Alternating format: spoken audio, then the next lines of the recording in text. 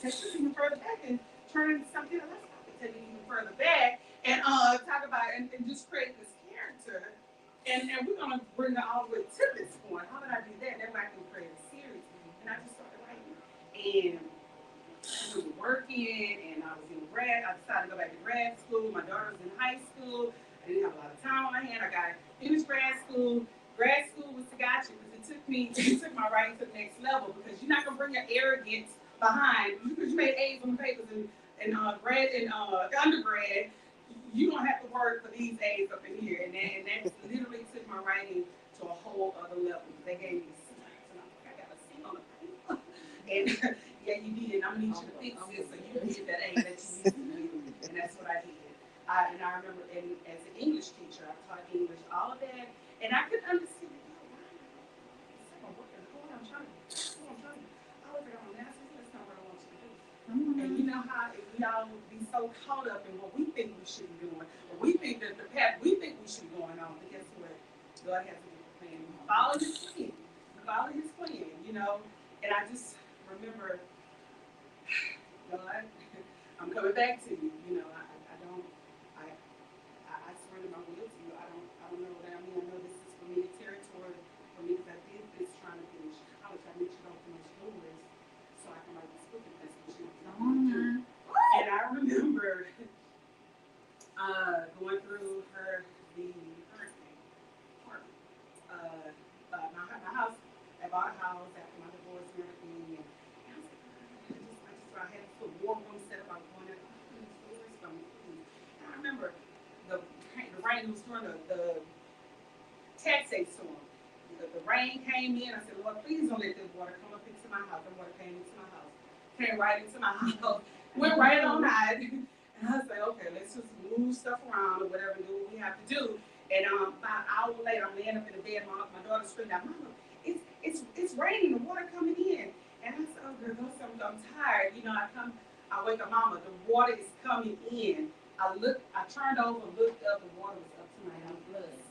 It was up to the height of the bed. The bed was, had a height.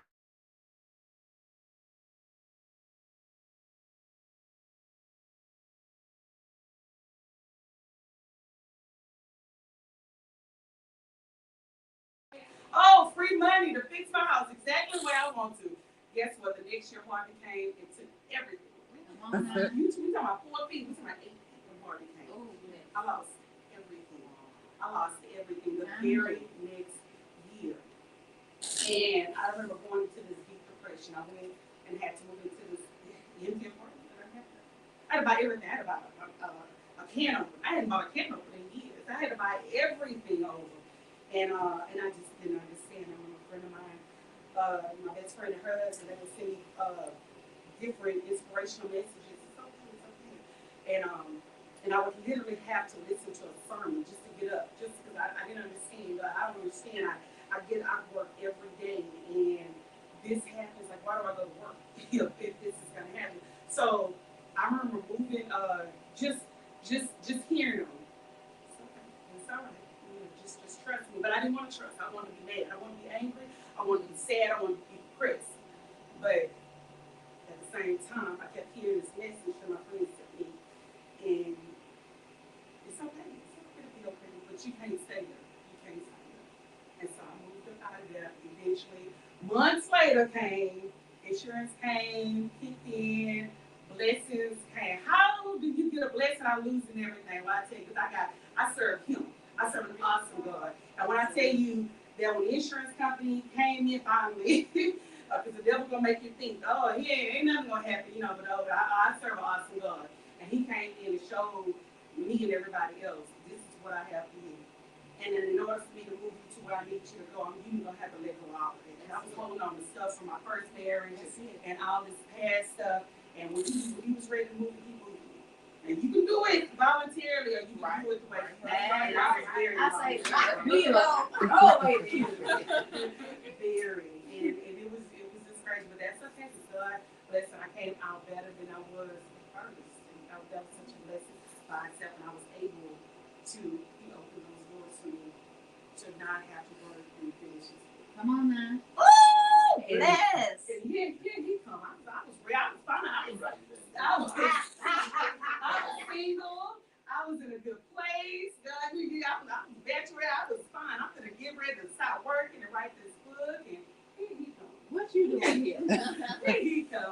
him a hard time. I remember he was just like, ugh. I know what I ain't gotta do. Like we would just go back and forth, but that was the me thinking like, no. Like all that lean not on understanding trust, all thy ways. Acknowledge him. We shall. That's a promise. That's what I had to learn. And he blessed me with his husband. He blessed me to publish this book. And the rest is pretty much history. Hey, I'm running. At his pace. I'm running. All that trying to do it my way and do it the way. And then, when I published, I remember I was skeptical. I was like, I can't do this. Stop that. You stop that. You got this. You got it.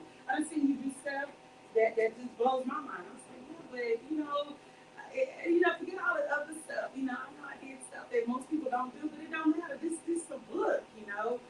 And I remember writing. I remember getting to the point where I was at the manuscript for it, and I asked a friend of mine. I have a lot of teacher friends, and this other white lady, she's like 69, 70, white lady now. And this is a woman that's pretty much never went without anything. She read the book. She said, "Okay, novelist." That's what she called me. She called me an American novelist. This is good. What are you gonna do now? And I was like, wow. I said, you can relate to this. She said, who can't? So I said, okay. So I kept on, and I finally finished it. I had a rough copy of it, and I had a friend of mine. We were me and the lady, we were editing it, going through all the editing process. So I finally got to the finished copy, and I sent it to a friend of mine, my friend, my sister.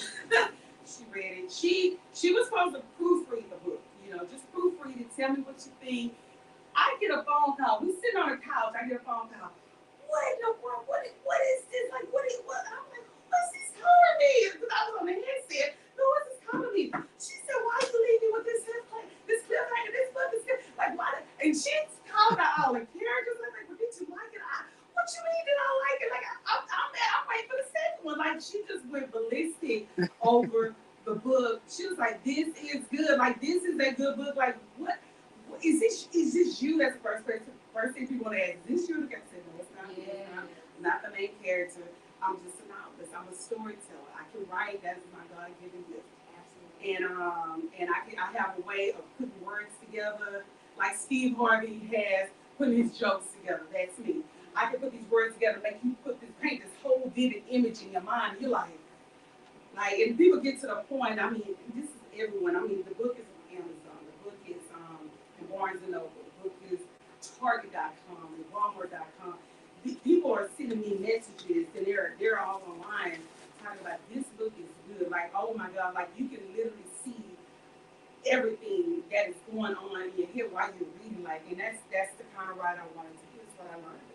I taught myself how to be a visual writer. I want to be able to see what it is I'm trying to say. I want to show you in my writing. And I've just been, blessed to produce this book. I get people I'm not nowhere near where I want to be, but I'm blessed, and I'm very thankful to God every morning I get up, and I thank God for where He's taken me and the journey He's taken me through, because I know when I'm blessed, when He finally gets me to where I need to be, because I won't be finished. He won't be finished with me yet. But when He gets me to that next level, I'm going to be so thankful and so appreciative, because I serve Him, and I understand that everything in life is a journey. I tell Him all the time, I would have dreams about us, and He's always telling me, "You ready?" I'm like, "Yeah, I'm ready." And we're just walking on this journey, and I'm understanding it. Every life is just that. You won't get there till you give up the ghost. That's right. You won't get there till you give up the ghost. That's right. And I'm just keep pushing forward. And when I get down, stop being negative Nanny. Stop. So that he encourages me. He shows me. You do stuff. It blows my mind. And I try to make sure that you don't understand. He does stuff that blows my mind. Like wow. I just this journey has been, and I know it's just started, it hasn't just started. The book maybe, but my journey hasn't just started. I always feel in my heart, and I hear Steve Harvey talking about this all the time. He talks about how, my theme was telling jokes. I had this God-given gift for telling jokes. I understand now at 60, maybe I think like 61 or something. He said, I understand now. Yeah, I understand now that my gift was more than people didn't understand when you started. That doesn't determine where you end up. It doesn't determine it. God determines it. And you just got to follow that path. And people want to, you got that narrow path and that wide path. And I was preaching this in church. I was preaching, but we do this thing called short talk. The narrow path and the wide path. And everybody wants to go on a wide path. You know why? Because it's fun. Everything is all glamorous and whatever. But when you come down off that path, but that narrow path, it might seem like it's a little challenging. God is hearing you thrive. He's not letting you endure nothing by yourself. That narrow path is there to get you to where you need to be. And everybody ain't gonna make it to it. That's why it's narrow. But it's okay. You just keep on following along. Just keep on following that path, and God will get you exactly what He wants you to do. That's for the narrow path is for the few. Yeah. Wide path is for the many. That's that. Right.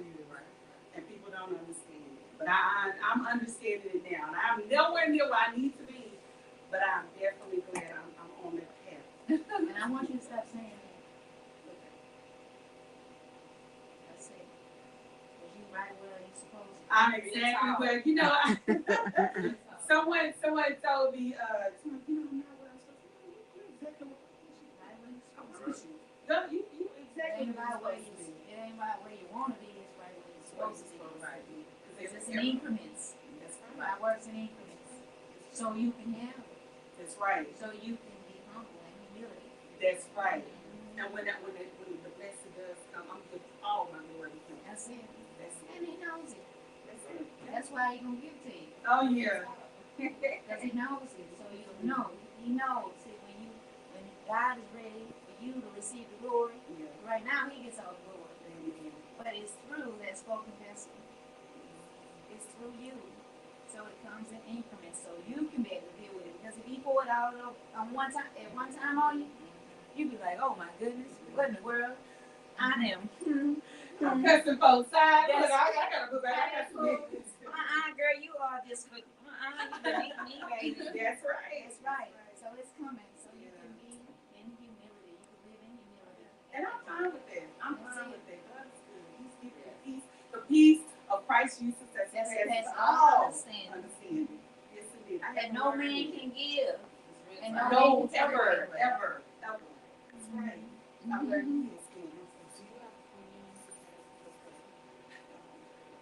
And it's interesting that you would say that.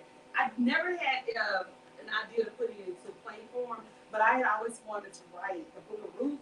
I wanted to create a play for that. Someone beat it to the punch. She's speaking into an existence, but she did it like you can. She's speaking it into existence. Receive it. That's right. Real talk. It's it's Pops, it's Lucky Charms, it's Cheerios. And nobody's gonna allow that salty in it. That's right. Look at that. Go ahead and play the flames. Absolutely. We've been sitting tonight, look, we so Tyler Perry. Mine is a movie. But I do like the idea of plays. I love plays. I took him, he'd never been to a play before. I was like, no, we're going to a play. It's funny that you would say a play, because I love plays. I grew up in doing theater in school, and speech and debate. I always thought that was my calling, to be in communications. But I was like, no, I can do this. But I'm like, why stop there? Maybe the writing is hard to communicating to others, so you can shine light on their life and let them know that you can do whatever you can do.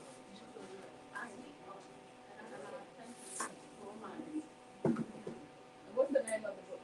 The book is called Through the Eyes of a Black Butterfly. It's called Through the Eyes of a Black Butterfly. And I was telling her that everything was my vision. The cover art to the writings. I had to be real careful with the editors and the people that I had to come in and help me along the way because I had to try to stay true to my vision. And the book is my vision, my thoughts, and my words. Everything is me in this. And you saw me write it. And publish it. Yeah, you have to be really careful with the publishers. They'll chop your stuff up if you don't watch it right. Yeah. Copywriting, everything, you have to make sure everything is done in your, because somebody can take your vision, and they can just take it into one and call it theirs, you know. Yeah. Line them up with I say I cut them up, I bind them up. Exactly. That's real talk. At the root. Exactly. This is my baby. This is my first. It's the first of many. It's the first. I am working on the second one. This is about a young girl. It is not me. However, I remember talking with one of the ladies that edited, the same lady, but she's in her 70s. And people laugh at me because this is my black folks. This is urban book, you know. And she's an old white lady that that just took in what I was writing. She said it was so very relatable, because all young women, all young men, we all go through trials and tribulations. We all make mistakes that carry us to future. And we spend a life that 20 mistakes can take a lifetime to correct. And that's where she is. She's a young girl. And I remember her she was telling me, I like this character you created. Yeah, she is a great character. She's very fictitious. And I don't like this character. And I was like, well, I was thinking the same thing. Because I'm not liking her myself too much because she's doing a lot. She said, but I was thinking that maybe I should include some stuff about myself. And she said, okay, well, that's good because I like you. So, so the people that know me have known me over the years. They can see some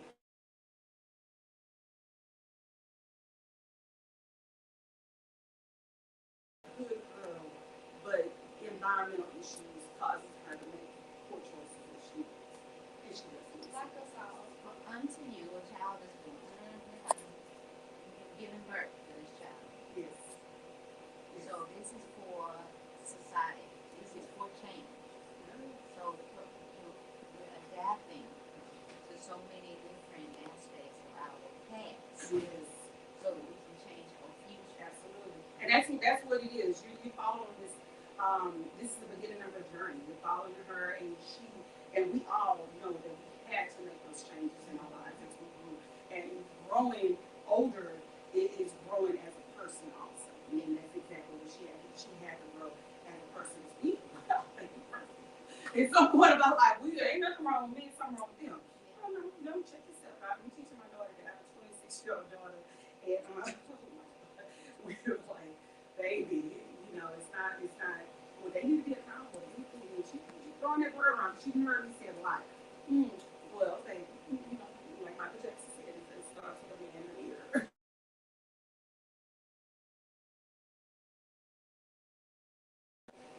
And once we understand that, we start doing what's necessary. Life doesn't necessarily get easy. It doesn't. You got hardships, but when you go through it, you understand the importance of just living on God.